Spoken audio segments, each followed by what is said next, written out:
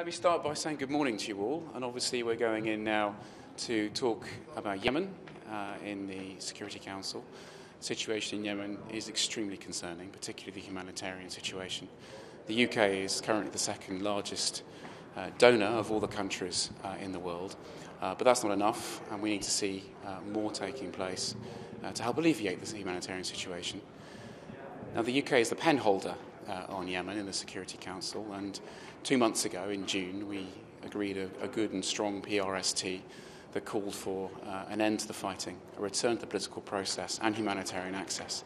It's disappointing that hasn't now happened, so today I will be discussing with our colleagues around the table, and of course the Special Representative and the head of OCHA, how we can ensure that's implemented.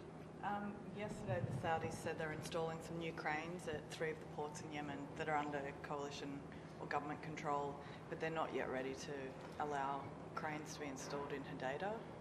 What's your are you speaking to the Saudis about that? What's your response to that? So I haven't seen those reports, but any action to alleviate the humanitarian situation must be welcomed, albeit that much more needs to take place.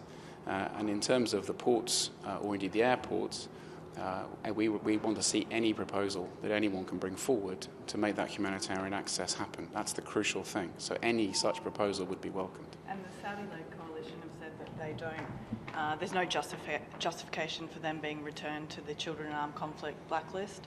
Do you think they've done enough to avoid being put back on the list?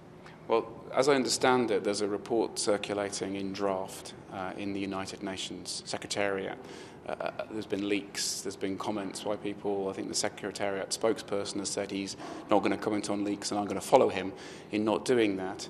The key thing for us is that in any conflict, in any place in the world, that you have humanitarian access, that we ensure the protection of civilians, particularly children, from all sides and all parties. And that's the same in this as anywhere else. On the political front, how long can Ismail Old-Sheikh Ahmed remain the envoy if at least one side won't speak to him? Is it your understanding that he can speak to the Houthi and Saleh side and visit Sana'a? And if not, should there maybe be another envoy?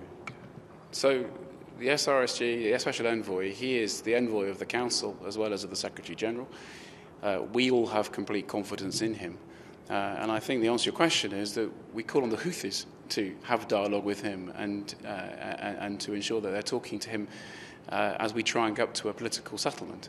So yes, we have got confidence in him, and all parties in this conflict need to understand that and need to have dialogue with him. Okay, thank you, everyone. Thank you.